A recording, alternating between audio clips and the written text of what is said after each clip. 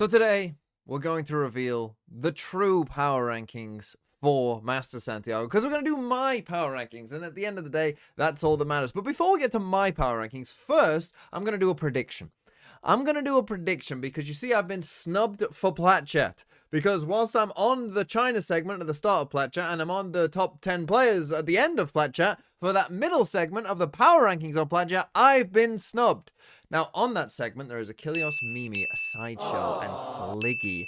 And so what I'm going to do is I'm going to try and predict what their power ranking will be. And if I am correct, then just know that they are frauds. Here's the thing about those people who are on the power ranking segment, okay? If Sliggy hasn't watched China, none of them will have watched China, okay? So they are going to put the 3 Chinese teams at the bottom of the list. They might go in this order, they might swap these two around, but the 3 Chinese teams I'm pretty sure will be last. Now, going from there, the way that Plat Chat works is you've got some big name teams in here, like Paper Rex, T1, G2, NRG, right? Big name teams. And then you've also got the 1 seed teams, right? So your BBLs, your Furias, and your Nongshims. And they need to give respect to those teams, okay? Now, one of those that doesn't really fall into that is Team Liquid. So I'm pretty sure Team Liquid will be next. The only way this goes wrong is if Sliggy is like feeling himself, has a lot of Weetabix this morning and feels like, you know, he's feeling bold and decides to go all in on Liquid. However, I don't think that will happen knowing Sliggy. So Team Liquid should be next.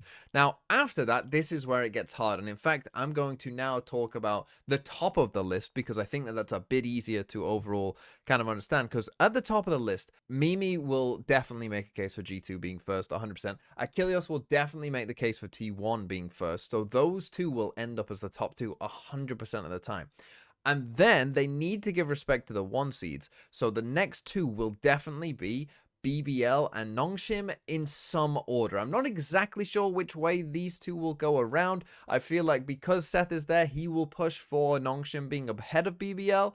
And I think Sideshow and Sliggy will probably just go along with that because they think it's fairly close. And then you'll have these 4. And this is where the debate really comes in, right? Because with these 4 teams on Plat Chat, what is going to happen is, right, Seth won't care as long as Paper Rex are at the top, right? And he won't care about the order of these 3. Mimi will want Furia up there, maybe not ahead of Paper Rex, maybe she'll give Paper Rex the respect, but she'll go for the 2 Americas teams being like slightly higher than maybe they should be. Sideshow, I know, is an NRG doubter. He will want NRG at the bottom, and I think he will actually want mates at the top, and probably end up with something like this.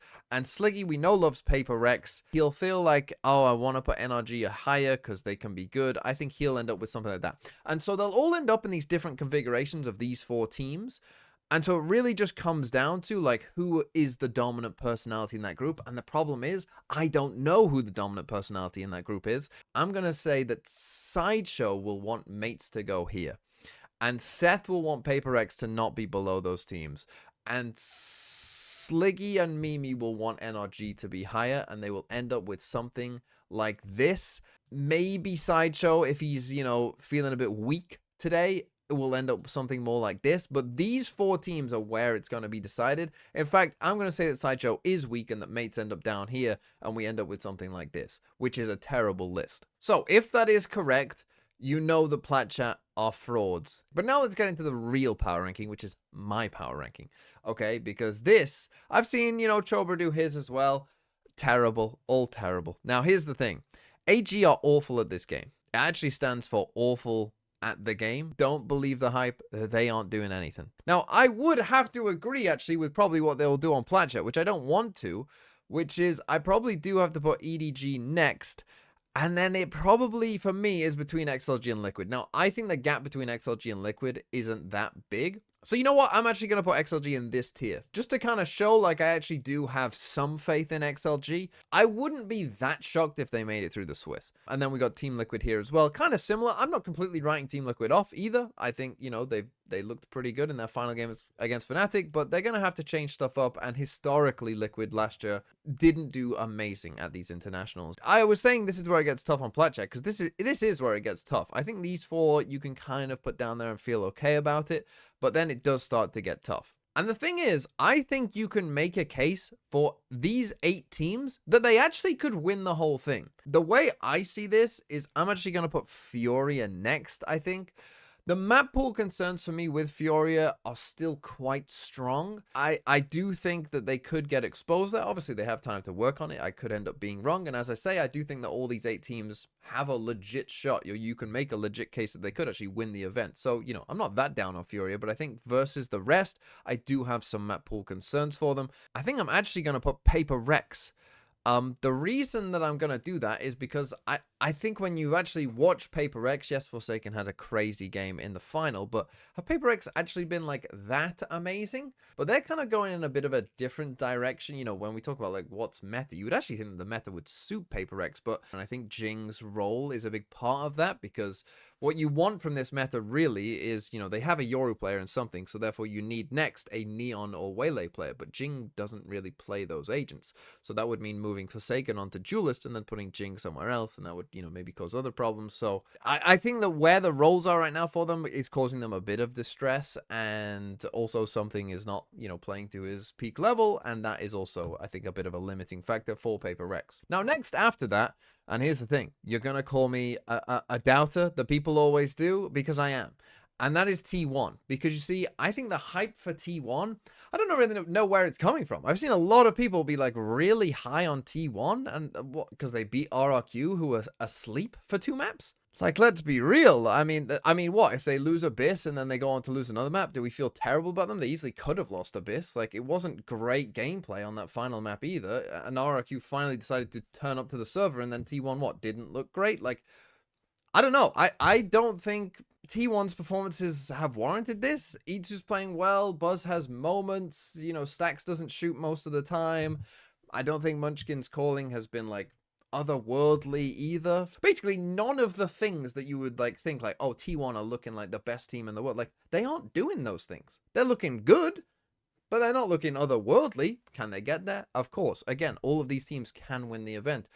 Look, I'm just a T1 doubter. I always have been. Maybe I always will be. See, it's tough with these labels of the tiers, because really, like, I want to just delete this row, really, and put them all in just can win, because they all can win. But I think what I'm going to do is actually put NRG next. I do still have some doubts about them and, like, what they're doing role-wise. They're playing very off-meta. They're playing a lot of their old stuff, and that does give me some concerns. We saw them kind of get battered for the first half of their, final, and then absolutely lock in for the second half against MIBR. If they play like they did in the second half against MIBR, they will probably deserve to be in the favorites category, but we have seen enough of, like, doubt to where I'm going to put them at this position. Then next up, I'm going to put Mates. I think Mates are pretty good. And then I'm going to put Nongshim, who, again, I like the direction that they are going in. I think that they are good. And then I'm going to put BBL up here. And then I'm going to put G2 first. Now, I know what you're all going to say. TMV, you always overrate G2.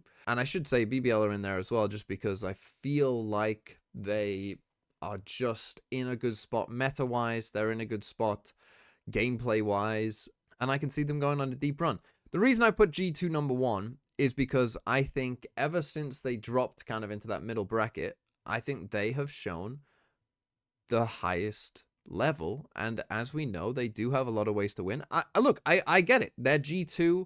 They probably won't win the event because it's an incredibly close event. And there are, gonna be doubters for sure. And I think for G2 to win the tournament, for me, it's gonna come down to Jorgmo and Babybay, because I think both of those players can play extremely well, and they can play, a little bit shaky. This is going to be a big test for Babybay in particular, because this is really what they brought him in for, right?